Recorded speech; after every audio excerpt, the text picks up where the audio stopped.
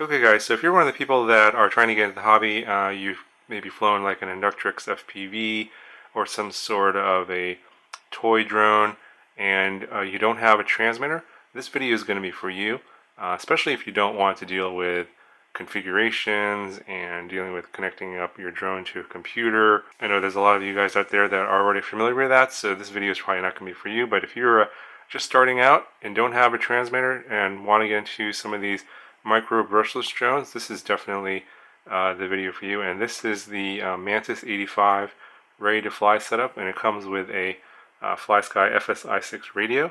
So if you already have a radio, then you're not going to want to get this set up here, because this will come. You'll just get another radio out of this, and you probably don't want to do that.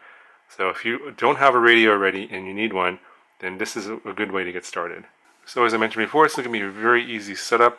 I'm not going to be connecting this up to the computer at all. I'm just going to get everything out of the box. I'll show you what everything is and how to hook up everything, and then we'll just go and fly. So that's the whole point of this video is if you don't have a transmitter, you don't have anything, you just want to go and fly, this is the way to go.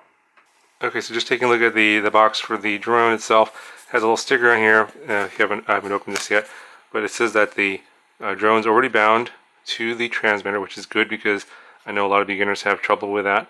And then it has some very basic instructions on arming and disarming on switch A. I'll show you that in a little bit later. This is a mode 2 transmitter, by the way. And then switch C is for acro, angle, and air mode. So there's basically two switches that are going to be used. And then just shows you what the procedures are. You power on the FSI6, which is the transmitter, and then you plug in the battery to the quad, you arm, and you go fly. Should be that simple. Okay, so I took the radio out of the box first, and you get the radio, and you get this quick start guide.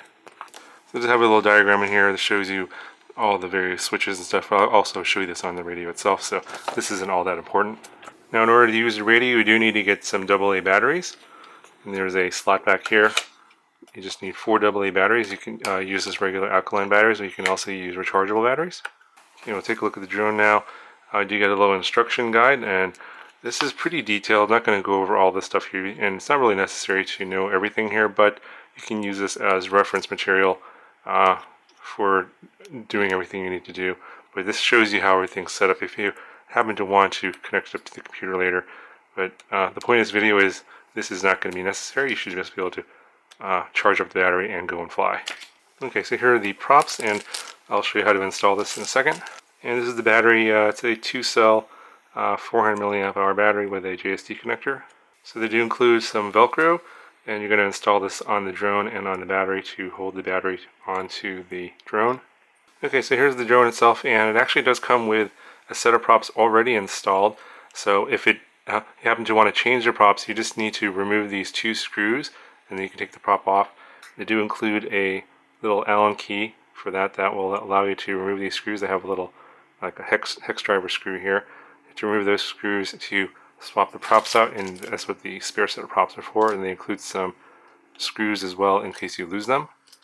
This is a pretty basic micro brushless setup here. You got your 4 motors. You have a 4-in-1 AC, a flight controller. You got a receiver in the back here.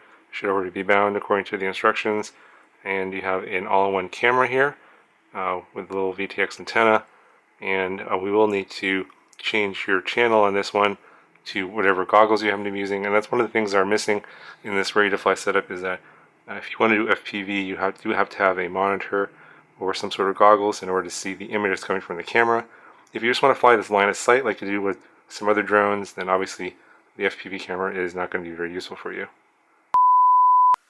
Okay, just a quick interruption to the video. I just wanted to show you guys a few goggle options in case you're wondering what kind of goggles to get with the Mantis85 RTF. There's obviously a lot of options out there, but here's 3 of them that I have reviewed, and I'll put links to all these in the description for the review videos. The least expensive here is going to be the Eugene VR006 goggles, and I believe the Eugene EV800Ds and the VR011 goggles are about the same price. I'm not going to obviously go into the details of all these goggles here because there's videos on this and links in the description if you want to check out these goggles. They're all under $100, and they're fairly decent for the price. And if you're looking for an inexpensive option to go with the Mantis85. I think these three are a good starting point. Obviously there's going to be a lot of other options out there, but I think these three are a good starting point. Now back to the video. Okay, so in order to get the battery installed here, you have to put some Velcro on one side of the battery here and then some on the drone, and that's what these Velcro pieces are for. So I'll go ahead and install that and install the battery, and then you use this little Velcro strap here to tie it down, and then to power on the drone you just plug it in with this JST plug here. Something I'm noticing is that they are not including a battery charger for the battery, which is kind of unfortunate, but what I'll do is I'll put a link in the description to a charger, a very inexpensive one, that you can order along with this kit so that you can charge up this battery. Okay, so I've got the battery strapped in here on the bottom, and what I like to do is I actually have the JST come out the front, and then this is long enough where I can reach the battery connection like this, and that way it'll stay out of the prop. So I recommend doing it like this. Should be fine. So in order to get this in the air, it's very easy. Everything's all bound up for you. All you gotta do is turn on your radio, and then make sure that all the switches are in the up position. In case if you're in the arming position, then it could arm when you turn it on. So just be careful. Make sure they're all in the up position. Then we're going to go ahead and we'll plug in the battery, and you want to have positive to positive, so you want the red to go to red, not the other way around. It is keyed, but it is still possible to plug it in backwards, so just be careful.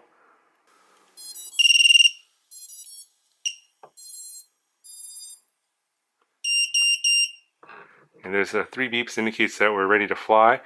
Now the switch over here is for arming. It's a 2-position switch, and this is called switch A. So the up position is disarmed, the down position is armed, and then when you arm, the drone will beep.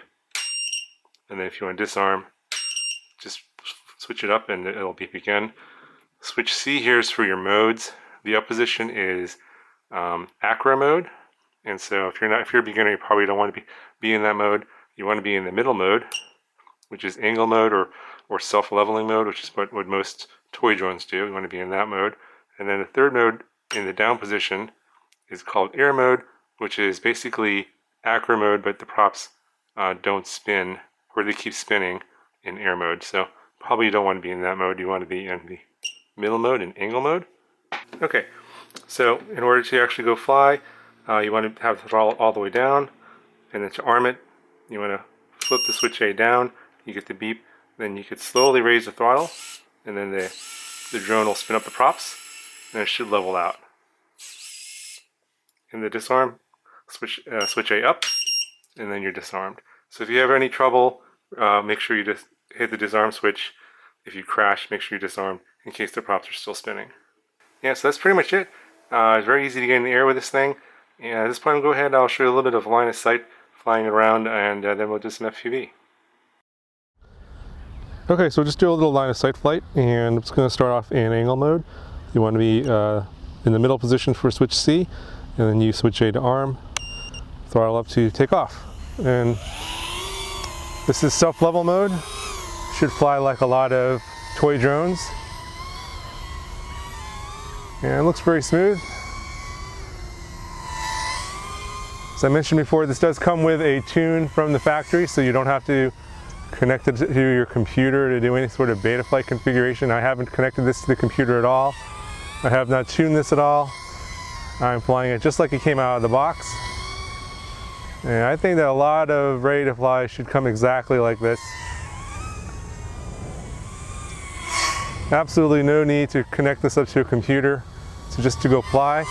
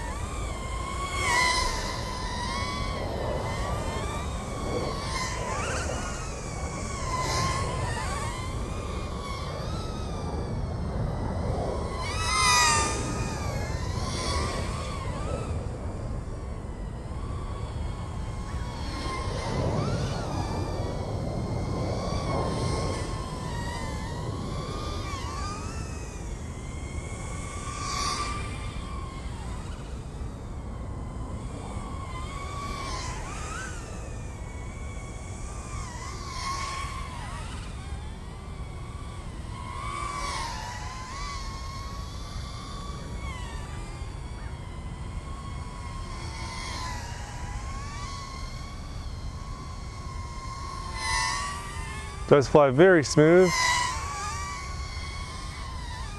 No complaints about the flight characteristics, at least line of sight so far.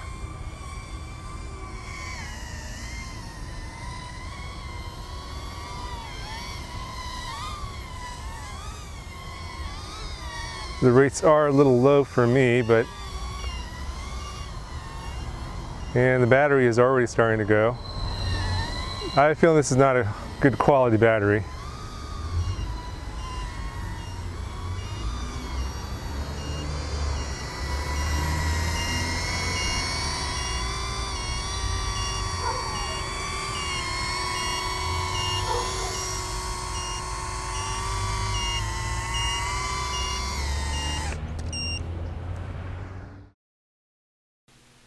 Okay, just a little addendum to the video. Some of you guys will notice that I've turned off some of the OSD elements on the OSD, and you're kind of wondering, how do you do that without connecting up to a computer? And you can do that actually within the OSD itself. You can see here I'm actually turning off some of the active elements.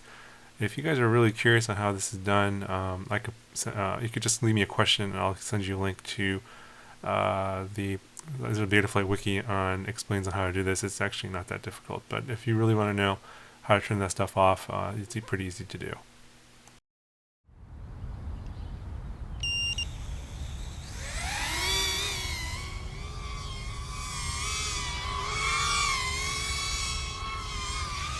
Okay, so some of you guys will probably notice that I'm flying in acro mode or air mode, and this is because when I fly FPV, I just prefer to fly in acro mode. I'm just more familiar with that versus flying in stability mode, especially for something like this, a brushless micro. Of course, obviously, as you saw in the line of sight demo, I flew that in stability mode because when I fly line of sight, I prefer to fly stability mode, so you can kind of see the best of both. You can see here just flies perfectly fine in air mode without any kind of connection to the computer or tuning. The stock factor tuning I think is adequate, especially if you're just starting out. I don't think that you're going to really notice a whole lot. There's a little bit of jello in the video from the camera vibration. That has to do with the way the camera is mounted. There could be some things you could do to shore that up a little bit, maybe some foam or some hot glue, something like that. But honestly, for a first timer, this is perfectly adequate. I think this is not bad at all, and it doesn't affect it in terms of the ability to fly. Just the recording of the video looks not that great. When you're actually looking at this in the goggles, you don't really notice the jello as much when you're flying. So of course it kind of depends also on which kind of goggles you use as well. In any event, that's the end of this video, at least for me talking. I'll leave you with the rest of the flight demo here. You can watch the rest of how it flies. For the price, I think it's around $130. You get pretty much everything except for the charger and of course the goggles. If you get those, then you have a complete setup. If you're looking into getting into this hobby, I think this is not a bad way to go. It's fairly inexpensive, and it's very hassle-free. If you really don't want to deal with the headaches of connecting up to a computer, dealing with binding and setting up your transmitter, keep in mind I didn't do any of this for this particular video. Just basically unboxed it, charged up the batteries, and went and flew it. And if that's what you're looking for, this is really a good way to go. So I'll put links to all that stuff I described in the video in the description below. If you have any questions, let me know, and I'll talk to you guys in the next one.